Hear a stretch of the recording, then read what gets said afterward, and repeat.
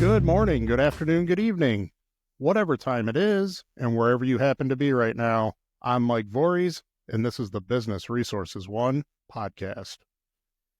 At BR1, we help business leaders build stronger, more engaged teams. Today, we're tackling a topic that every business leader and HR professional needs to understand. Employee turnover is expensive, but retention without engagement can be an even bigger problem. Last week, we talked about how expensive recruiting without retention can be. So this week, we're taking it a step further. Because employee turnover is very expensive, but retention without engagement can be even worse. Many businesses pour resources into reducing turnover, thinking that simply keeping employees on board is the goal. But what happens when those employees stay, but they've mentally checked out? Let's start with the obvious. Turnover is expensive. I shared this last week. According to various studies, replacing an employee can cost anywhere from 50 to 200% of their annual salary. Why? Because turnover isn't just about filling an empty seat. It's about lost productivity, hiring and training costs, the impact on team morale, lost revenue, lost opportunities, and so much more. Finding, vetting, and onboarding new employees requires time and money, and that investment is lost if the employee leaves shortly after. You're going to experience training and productivity loss. New hires take months to reach full productivity, leaving gaps in performance that can impact business results. And then customer and team disruptions. High turnover affects service quality and can actually shake customer confidence, leading to loss of business. And then the big one, culture and morale. It does absolutely affect culture and morale. Employees seeing their colleagues leave might start questioning their own future at the company, causing widespread disengagement. And then what about reputational damage as an employer? Frequent turnover can harm your company's employer brand, making it harder to attract top talent in the future. So yes, absolutely, employee turnover is a massive expense. But let's flip the script. What happens when you successfully retain employees who aren't engaged? The dangers of retaining disengaged employees are huge. You might think, well, at least we're not losing people, but keeping employees who aren't engaged can be even more damaging to your company than high turnover. A disengaged workforce can drain your company's energy.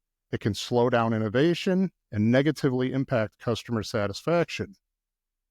And here's why disengaged employees are dangerous. Let's start with low productivity. Disengaged employees do the bare minimum. It leads to inefficiency and profitability loss. And then, if that's not enough, you're going to have toxic culture. Negative attitudes from disengaged employees can spread, bringing down overall team morale. You're going to miss the opportunity for innovation and growth.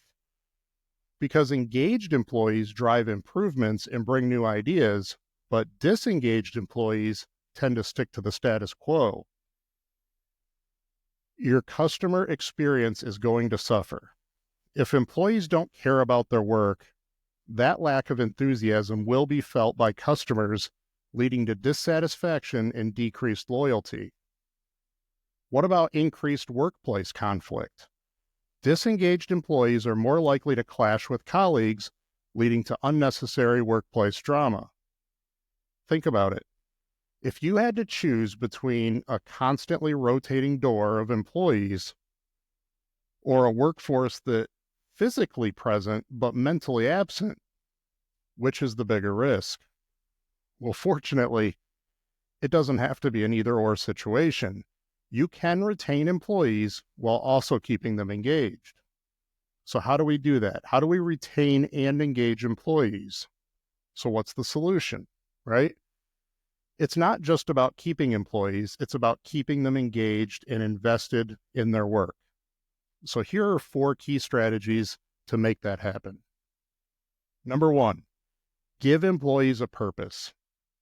Employees need to see how their work contributes to the company's bigger mission. Look, we all want to feel significant.